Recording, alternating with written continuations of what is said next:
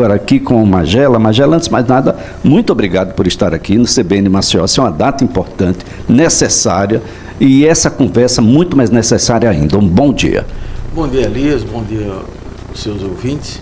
O 1º de abril não é o dia da mentira. Ele é um dia de grandes verdades. O fato que nós estamos hoje tratando são os 60 anos do golpe militar, civil-militar de 1964. Ele deixou sequelas que ainda hoje nós estamos sofrendo, né? A primeira de todas, eu acho que é mais grave, é a ruptura da ordem constitucional.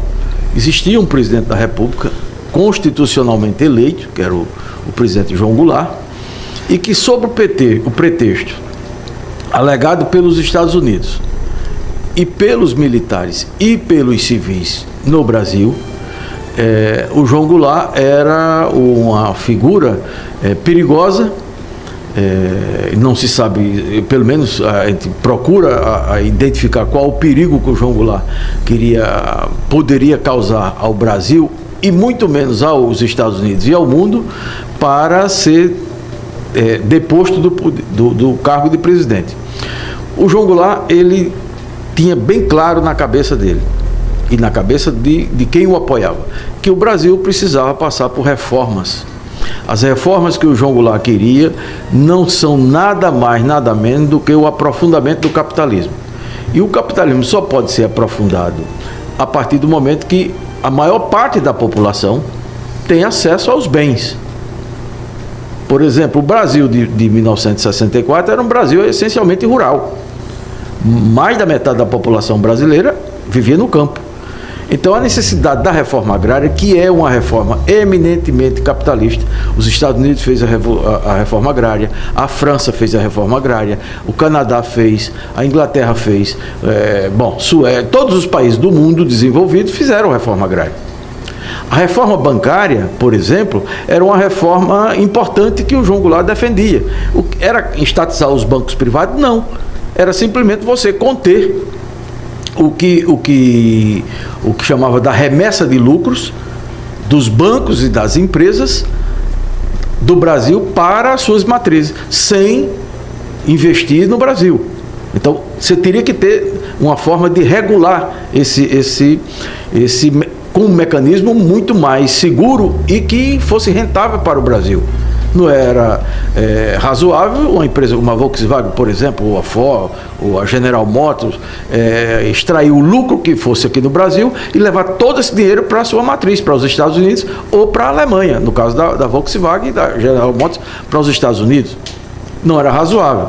A reforma urbana, por exemplo, dá acesso à população a casas populares, é o que o Minha Casa Minha Vida, o BNH depois com a ditadura estabeleceu políticas de habitação popular, Coab, Pazeal, tudo isso era não dessa maneira, mas era mais ou menos isso que o João Goulart queria.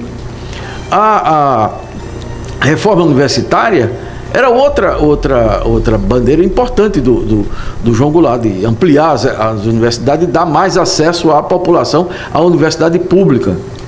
Então, o Brasil estava vivendo esse momento importante de discussão das reformas de base. Essas reformas de base, elas, em determinado momento, ela contrariava os donos do poder, a elite política e econômica do Brasil, a chamada burguesia nacional, se sentia prejudicada em função disso. A reforma agrária do João Goulart, ela era tão simplória que ele queria exatamente 1 quilômetro na margem direita e na margem esquerda das BRs. Esse era o projeto de reforma agrária do João Goulart. Não era desapropriar as terras improdutivas, como consta hoje na Constituição brasileira. A Constituição brasileira, ela o artigo que define a propriedade, o uso da propriedade social da terra, é infinitamente mais radical do que o que o João Goulart queria. Só que naquele momento o mundo vivia uma guerra chamada Guerra Fria, e o mundo estava polarizado entre os Estados Unidos e a União Soviética. O Brasil entrou nessa da polarização, porque se o Brasil pende pelo que os americanos chamavam da República Sindicalista ou do comunismo a ser implantado ao modelo de Cuba pelo João Goulart, que era uma coisa completamente estapafúrdia, só para o seu ouvinte ter noção, o João Goulart era um dos proprietários rurais mais importantes do Rio Grande do Sul. O João Goulart tinha milhares de hectares de terra e milhares de cabeças de gado. O João Goulart não era nenhum socialista, não era nenhum comunista, ele não queria expropriar as terras de ninguém, porque ele era proprietário rural. O que ele queria era democratizar o acesso à terra. Então toda essa campanha que foi feita de rádio, televisão menos, porque a televisão era incipiente, estava nascendo, né? Mas no cinema, na rádio, nos jornais e nos alto-falantes das cidades e nas igrejas, é bom que se frise, naquele tempo se falava de igreja, era a igreja católica, que era majoritária naquele momento, então se fez um terror do comunismo, como tudo no Brasil era comunismo. Semelhante um pouco com o que acontece hoje. Você fala qualquer coisa, isso é coisa de comunista, isso é coisa de comunista. Essa paranoia que nós estamos vivendo hoje do Bolsonaro para cá. Então, a ditadura, ela se implantou dessa forma. Aconteceu um golpe, esse golpe foi dado a partir de um senador que era inimigo político do João Goulart, o senador Áureo de Moura Áureo de Moura Andrade, de São Paulo. O João Goulart estava no Brasil, estava no Rio Grande do Sul, aliás, estava no Rio de Janeiro, quando o Áureo Moura Andrade decretou vacância do cargo. O presidente da República estava no território nacional.